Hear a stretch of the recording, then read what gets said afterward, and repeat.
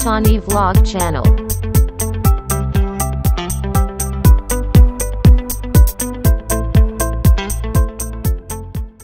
Bertobat itu adalah mengubah arah, mengubah haluan hidup. Jadi kalau tadinya kita mengarah ke utara, kalau bertobat itu berarti entah ke selatan, entah ke timur, entah ke barat. Tapi tidak ke utara lagi.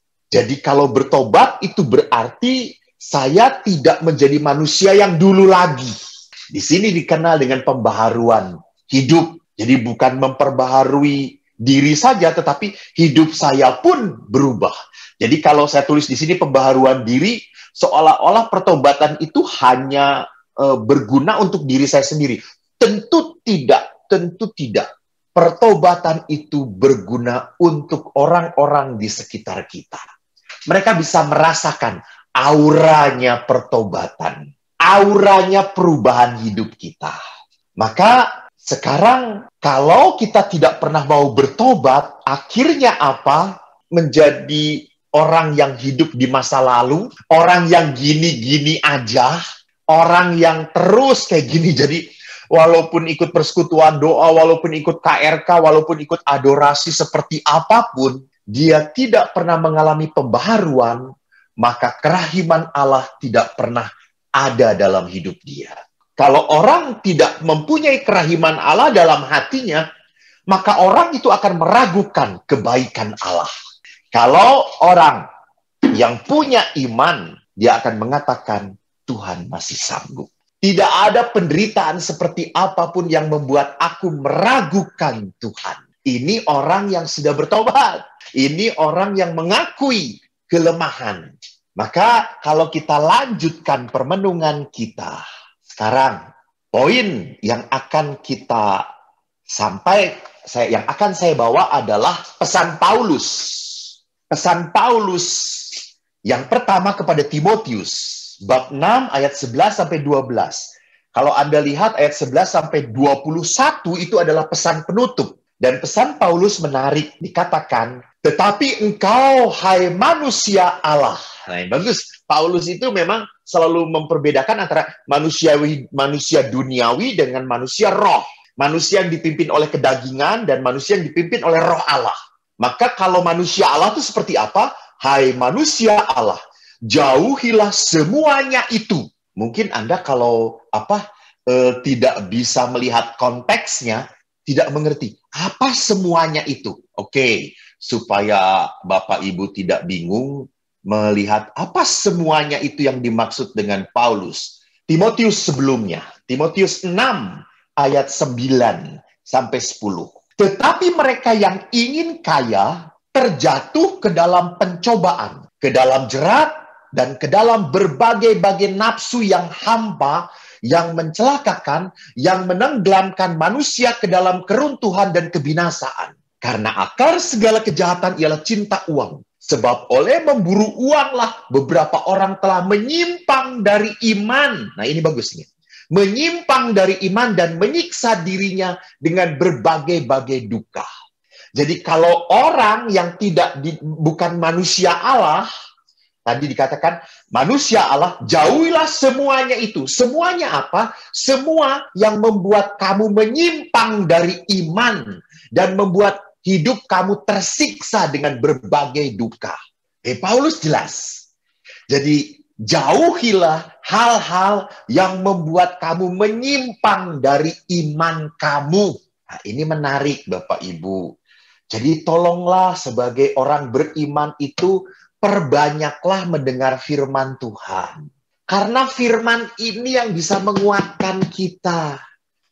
Kalau kita terlalu banyak mendengarkan segala berita yang membuat kita gelisah, akhirnya apa?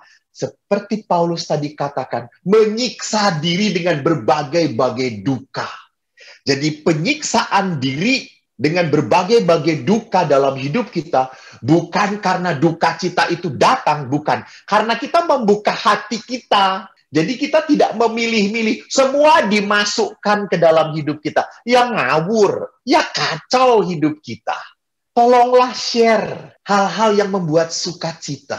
Berikan salam kepada teman-teman. Berikan doa kepada teman-teman.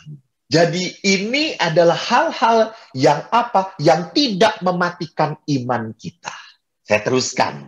Apa yang dikatakan Paulus, teruskan ya. Jadi jelas ya, jauhilah semuanya itu. Saya udah mengatakan semuanya itu apa. Sekali lagi, hal-hal yang membuat kamu jauhi iman kamu dan menyiksa dirimu dengan berbagai-bagai duka. Jauhi. Lalu apa saran Paulus? Kejarlah keadilan, ibadah, kesetiaan, kasih, kesabaran, dan kelembutan. Bertandinglah dalam pertandingan iman yang benar, dan rebutlah hidup yang kekal. Jauhilah, kejarlah, bertandinglah, rebutlah. Kalau dilihat dari konteksnya, ini pesan Paulus yang terakhir di dalam surat pertamanya kepada Timotius. Rupanya Paulus mengajak umat untuk mempunyai iman yang aktif. Jangan punya iman yang mandek. Jangan punya iman yang diem saja. Jangan punya iman yang menunggu. Punyailah iman yang aktif. Bagaimana iman aktif itu ditunjukkan? Paulus menekankan patuhi Tuhan. Berani melakukan tuntunan Tuhan. Maka lihat, patuhi Tuhan. Lihat, kejarlah keadilan, ibadah, kesetiaan, kesabaran, kelembutan. Ini kan semua adalah perintah Allah. Maka lihat, mematuhi Allah pun apa? Melakukan tuntutan Tuhan adalah apa? Bertandinglah dalam iman yang benar. Supaya apa? Supaya kau meraih hidup yang kekal. Jadi beberapa minggu yang lalu saya itu memberikan renungan di persekutuan doa tentang menjadi pemenang. Apa maksudnya menjadi pemenang? Kapan kita menang? Kita menang kalau kita sungguh bisa mempertanggungjawabkan hidup iman kita. Dan kita sungguh mengandalkan kemurahan hati Allah sampai kerajaan Allah. Jadi bagi Paulus, rupanya untuk sampai kehidupan kekal, itu adalah sebuah perlombaan. Sebuah upaya iman. Maka di sini iman yang aktif yang dituntut oleh Paulus. Jadi percaya kepada Allah itu, ini juga menarik kutipan ini saya tiba-tiba mendapatkan. Bukan menjadi penonton. Kita tuh jangan pernah menjadi anggota gereja yang asik cuma menonton. Jangan pernah lupa, Holy Spirit is God's power right inside of you. Jadi Roh Kudus itu adalah kekuatan Allah yang ada dalam hati kita. Maka kalau kita mau mempunyai hidup iman yang aktif, apa yang harus kita lakukan? Kita harus hidup di dalam roh. Jadi hidup beriman yang aktif adalah hidup di dalam roh Allah. Maka tadi Paulus mengatakan, hai engkau manusia-manusia Allah. Nah, jelas toh, manusia-manusia daging, manusia-manusia Allah. Jadi disebutnya dengan pneumatikoi kalau dalam bahasa Ibraninya. Pneumatikoi, pneuma roh. Hidup di dalam roh. Hidup karena Allah. Nah, saya ingin mengutip audiensi Bapak Paus Fransiskus 2013 tentang hidup dalam roh. Beliau mengatakan, siapa sebenarnya tenaga pendorong dari penginjilan dalam hidup kita dan di dalam gereja? Paus Fransiskus mengingatkan, siapa sih sebetulnya motivator terkuat di dalam hidup gereja ini? Paus Paulus ke-6 menulis dengan jelas. Jadi Bapak Paus Fransiskus pun mengutip Bapak Paus sebelumnya. Adalah Roh Kudus yang saat ini seperti pada permulaan gereja bekerja dalam setiap penginjil yang membiarkan dirinya dirasuki dan dituntun oleh rohnya. Jadi Bapak Ibu yang terkasih, perhatikan bahwa Bapak Paus mengingatkan kita pertama-tama harus dirasuki oleh roh Allah. Bagus kata-katanya gitu ya. Kerasukan. Bapak Ibu pernah nonton kuda lumping? Kalau orang lihat kuda lumping nanti setelah selesai ini buka YouTube tentang kuda lumping. Saya juga sedang ngikutin tentang itu, lucu sekali gitu ya. Di Jawa Timur ada kuda, ada macam-macam gitu kan. Ada apa yang singa dengan barongsai, bukan barongsai. Pokoknya kayak gitu lah. Kan orang mereka itu dimasuki oleh roh yang lain. Sehingga mereka dalam tanda petik kesurupan. Kalau orang kesurupan tuh makan beling, makan paku pun nggak terasa apa-apa. Nah sama, Paulus mengatakan kita harus dirasuki, kita harus kesurupan Roh Allah. Ini menarik, kesurupan Roh Allah. Jadi kalau orang kesurupan Roh Allah, apa yang akan terjadi? Duka cita, penyakit, penderitaan tidak pernah membuat hati dia ciut karena udah dirasuki oleh Roh Allah. Dan kalau orang sudah dirasuki oleh Allah, pasti orang ini akan mudah dituntun oleh Tuhan. Nah, sama kan kalau orang kuda lumping juga sama toh. Kalau dia udah trans, sudah jalan, kan ada yang ngaturnya. So. Makan, dia akan makan. Jungkir, dia akan jungkir. Gigit api, gitu. Makan paku, dia akan lakukan. Dituntun oleh siapa? Oleh yang merasuki dia. Maka kalau Paulus mengatakan dengan bahasa, orang harus dirasuki oleh Roh Allah, itu berarti apa? Orang itu memang harus dipenuhi oleh Roh Kristus di dalam dirinya.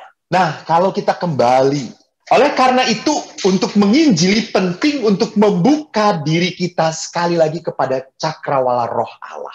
Tanpa merasa takut terhadap apa yang Ia minta atau kemana Ia akan menuntun kita. Nah, seringkali ini yang membuat manusia enggan dekat dengan Tuhan adalah apa? Mungkin kalau dekat dengan Tuhan, Tuhan itu menuntut, wah pasti saya harus mengurangi hobi saya. Hobi saya motor-motoran, bisa 7, 8, 9 jam, harus dikurangi. Karena apa? Karena saya dekat dengan Tuhan. Sekali lagi, jangan pernah berpikir bahwa kalau Allah dekat dengan kita, Allah ingin mencabut semua kegembiraan kita. Rasanya bukan seperti itu. Jadi Allah mau menuntun manusia pada apa? Kadang-kadang pada tempat yang tidak kita kehendaki. Dan kita tetap harus bertahan berada di situ. Tetapi memang kalau dengan rasukan Roh Kudus dalam hidup kita, maka tempat yang tidak kita sukai pun tetap kita bisa melihat, merasakan penyertaan Allah. Ini orang yang dirasuki oleh Roh Allah. Nah, Bapak Paulus menegaskan kembali, manusia itu seperti seorang musafir yang melintasi padang pasir. Dan kalau di padang pasir yang paling berharga itu bukan emas, bukan perak, bukan berlian, tapi air. Maka tidak aneh kalau Yesus mengatakan, akulah air kehidupan. Jadi dia adalah Roh Kudus yang berasal dari Bapa dan yang dicurahkan ke dalam hati manusia. Jadi Yesus itu adalah air kehidupan yang membawa Roh Kudus. Ingat, sebelum Yesus pergi, terangkat ke surga, Yesus sudah berkata, aku memang harus pergi supaya Roh penolong itu datang dan menguatkan kamu. Jadi memang Yesus sadar bahwa manusia tidak selamanya berada secara fisik bersama Yesus. Kehadiran Yesus diteguhkan oleh kuasa Roh Kudus, oleh kehadiran Roh Kudus dalam hidup manusia. Maka kalau manusia itu mau dirasuki oleh Roh Allah, mau menjadi manusia Allah, mau menjadi seperti Kristus, ya sama harus dirasuki oleh Roh Allah. Jangan pernah lupa waktu pembaptisan pun, waktu Yesus dibaptis oleh Yohanes Pembaptis, Roh Allah turun atas Yesus. Sama. Dan kalau pertanyaannya, kapan kita mendapatkan karunia Roh Kudus? Jelas. Kita sudah dibaptis, saudaraku. Di dalam sakramen baptis, Roh Kudus itu dicurahkan. Dan di dalam sakramen krisma, karunia Roh Kudus itu dikuatkan, diteguhkan kembali. Namun pertanyaannya, lihat saudaraku, kalau kita mengerti bahwa kita sudah dicurahi Roh Kudus, tapi kenapa Roh Kudus tidak berdaya dalam hidup kita?